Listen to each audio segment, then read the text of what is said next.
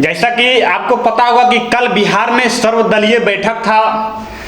सर्वदलीय बैठक यानी कि बिहार में करीब जितनी भी छोटी से बड़ी पार्टियां थी, सभी पार्टी का कल नीतीश कुमार के नेतृत्व में बैठक था। बैठक इसलिए था कि बिहार में जातीय आधारित जनगणना करवाना है। जाति आधारित जनगणना इसलिए करवाना है कि हम गिनेंगे कि बिहार में कौन कितने जाति हैं। इसलिए गिनेंगे कि बिहार सरकार का योजना गरीबों तक नहीं पहुंच पाता है, इसलिए हमने जाति आधारित जनगणना करवाने के बाद गरीबों तक अपना योजना पहुंचाने में हम सफल रहेंगे। नीतीश कुमार जी, आपसे बिहार का भोली भाली जनता पूछना चाहता है कि आपका 60 योजना जो सिर्फ और सिर्फ गरीबों के नाम पे लागू है, सिर्फ गरीबों का लाभ दिया जाता है योजना से, लेकिन अभी तक भी अगर गरीब ही हैं तो आपकी योजना कहां गया? क्या आपको जाति आधारित जनगणना करवाने से क्या गरीब अमीर हो जाएंगे? गरीब तो अमीर नहीं होंगे, लेकिन आप जैसे पॉलिटिक्स करने वाले इस बिहार में बैठे हुए नेता अमीर जरूर हो जाइएगा, क्योंकि आपके पास जाति आधारित कार्ड हो जाएगा। आपको कार्ड खेलने में आसान होगा कि किस जाति में कितने लोग हैं, वहां उस जाति को किस तरह से लुभाया जाए, आप कार्ड के माध्यम से उसे लुभा लीजिएगा। लेकिन आम गरीब लोग को इसका लाभ कुछ नहीं मिलने वाला है। आप सोचिए कि आजादी से पहले 1931 ईस्वी में जाति जनगणना करवाया गया था। 31 के बाद फिर बिहार में तुल पकड़ा है कि जाति जनगणना करवाया जाए। आखिर हम नीतीश कुमार से पूछना चाहते हैं कि जाति जनगणना से आप क्या साबित करना चाहते हैं? आप आर्थिक आधार पर कमजोर वर्गों का जनगणना करवा के देखिए ना। आप बिहार में बेरोजगारों का जनगणना करवा के देखिएगा, आपको समझ में आ जाएगा कि मेरा बिहार कहाँ है। 2011 में तो जनगणना करवाया गया, जाति जनगणना भी करवाया गया, लेकिन जातीय जनगणना का रिपोर्ट 2022 हो गया है, 2022 तक उसे प्रकाशित नहीं किया गया है। और बिहार की जनता कहता है कि 11 का जनगणना अभी तक प्रकाशित क्यों नहीं किया गया? तो सरकार के द्वारा कहा जाता है कि उसमें बहुत त्रुटियां थी, इसके लिए हम उस जनगणना की रिपोर्ट प्रकाशित नहीं कर सकते हैं।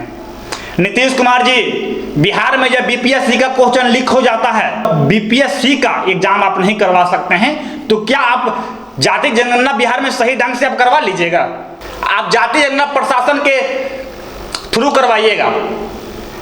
एक प्रशासन को आपने कहा था कि बिहार में शराबबंदी का कानून जो आपने लाया, यही प्रशासन को बोले थे आपने कि कानून को सही ढंग से धरातल पे उतारना है, लेकिन आपका प्रशासन कहां तक कामयाब हुआ इस कानून में? आपसे कोई छिपा नहीं होगा। आपने उस समय भी ईगो बनाया था अपना, बिहार को शराब मुक्त हम बनाएंगे, और यही राजद के साथ उस समय आपका गठबंधन था, जिसमें बिहार में शराब मुक्त का कानून लाया गया था। और आज भी जब बिहार में जाति आधारित जनगणना करवाने की बात आई प्रकाश में, तब भी आप दोनों एक साथ आ गए।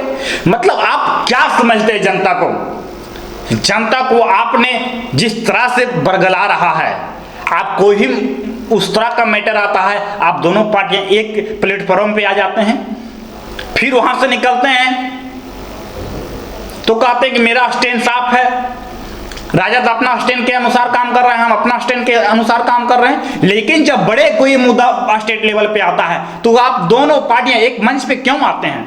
इसके मतलब आप आम जनता को आप बुर्बक बना रहे हैं। इससे उन गरीब को का क्या फायदा होगा? मुख्यमंत्री नीतीश कुमार जी, जिस गरीब के लिए आपके तरफ से 60 योजना लागू किया गया है, सोचिए कि उनका अभी तक भला नहीं हो पाया है, उन तक अभी तक आपका योजना नहीं पहुंच पाया है। तो हमें नहीं लगता है कि जातीय जनगणना करवाने से, जातियों का गिनती करवाने से आपका योजना वहां तक पहुंच पाने में सक्षम होगा, मुझे नहीं लगता है।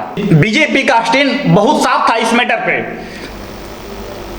कि हमने जाति आधारित जनगणना देश में नहीं करवाएंगे, लेकिन बिहार बीजेपी जिस तरह से चूड़ियां पहनकर बैठी हुई है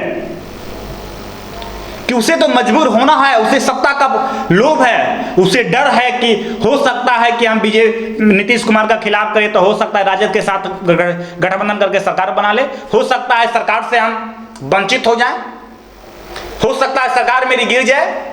ये चीज का जब तक डर रहेगा बीजेपी बिहार को, जब तक बिहार का कभी भला नहीं होगा।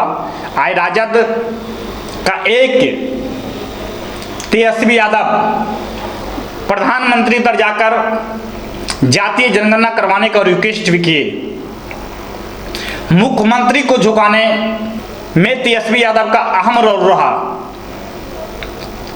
और तेजस्वी यादव का इसमें साफ स्टैंड था कि मुझे जातीय जनगणना बिहार में चाहिए, अब मैं करवा के रहूंगा। वो चीज को आज तेजस्वी यादव ने दिखाया कि हमने चाहा तो चाहा, इसमें कोई किंतु परंतु नहीं है, लेकिन बीजेपी चाहा लेकिन नीतीश कुमार उन्हें मजबूर कर दिया झुकने के लिए। सोचिए बिहार में बीजेपी का अस्तित्व क्या है, किस योर बीजेपी बिहार में जा रहा है।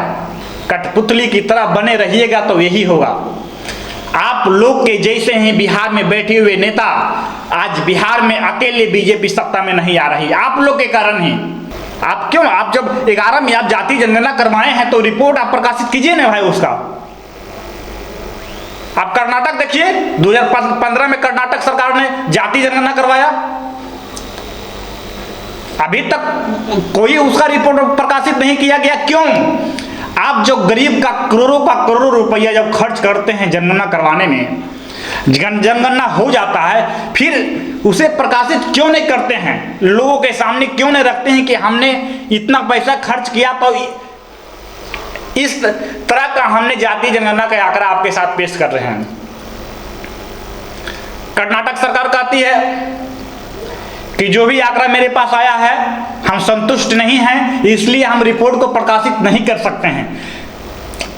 अरे भाई, जब आप कोई भी चीज से संतुष्ट ही नहीं है, जब 11 के जनगणना से आप संतुष्ट नहीं है, 15 के जनगणना से संतुष्ट नहीं है, तो क्या 22 के जनगणना से आप संतुष्ट होइएगा? मुझे नहीं लगता है। आज जितने भी जाति जनगणना का सपोर्ट कर रहे हैं, आप सभी एक दिन पछताइएगा। जाति जनगणना से आपको ये फायदा होने वाला है, वो फायदा होने वाला, किसी का कोई फायदा होने वाला नहीं है। अगर फायदा होता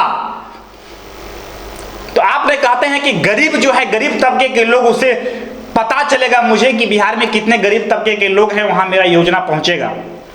तो कब कितने तरह की योजना आप निकालिएगा गरीबों के लिए? 60 तरह की योजना गरीबों तक पहुंच रही है आपके माध्यम से, लेकिन धरातल पे गरीब के थाली में, गरीब के आंगन तक 60 में 5 योजना भी सही से नहीं पहुंच पा रहा है। तो क्या फायदा है इसे जाति जनगणना करवाने से? थैंक यू, धन्यवाद।